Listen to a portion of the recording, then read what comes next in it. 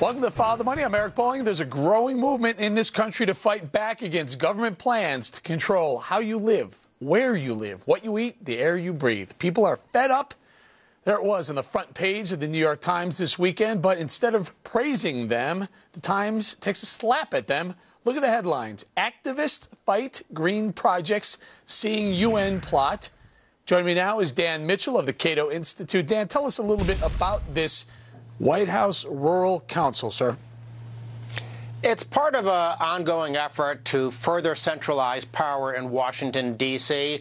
It goes, of course, into the politics. The White House thinks that if they have some rural council that coordinates things like giving grants, that they'll be able to buy votes with that kind of project.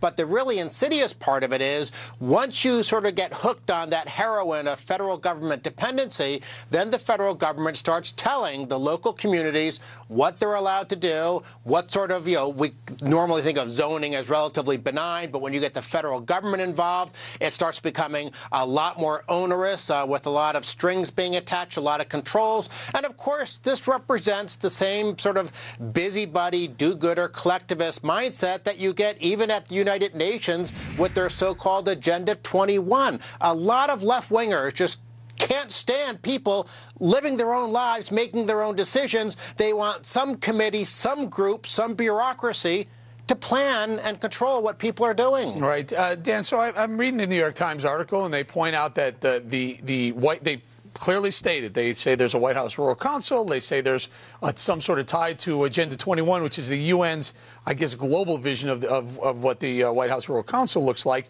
But then they go ahead and kind of make fun of it. They poke fun at it. They jest a little bit. They talk about some of these people. Do they need tinfoil hats and whatnot? It's a real movement, though, is it not? I think it's a mistake. The people who are concerned about this White House Rural Council.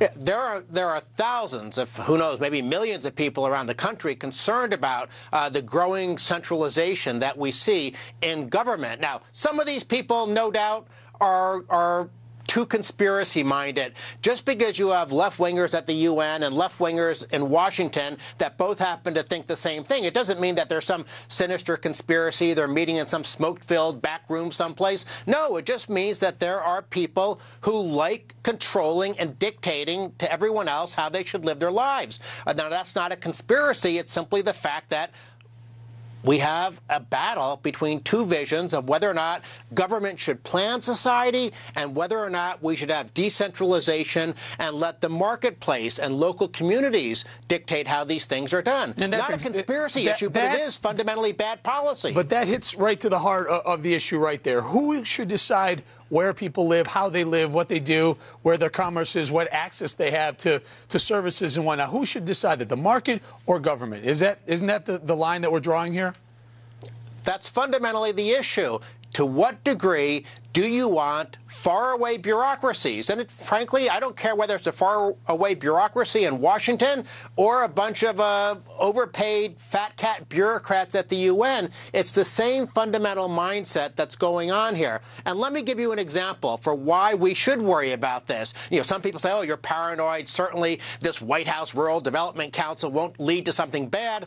Look back 40 years ago when you first had the European Union coming into existence. It started out as a very benign idea to have a free trade agreement. But in Brussels, you got those bureaucrats with that centralization mindset, and they've morphed a good idea of a free trade zone into now a supranational bureaucratic empire and a European government that is responsible in part for the economic collapse of Europe. We don't want that to happen here. Gotcha. Dan Mitchell, Cato Institute, thank you very much, sir.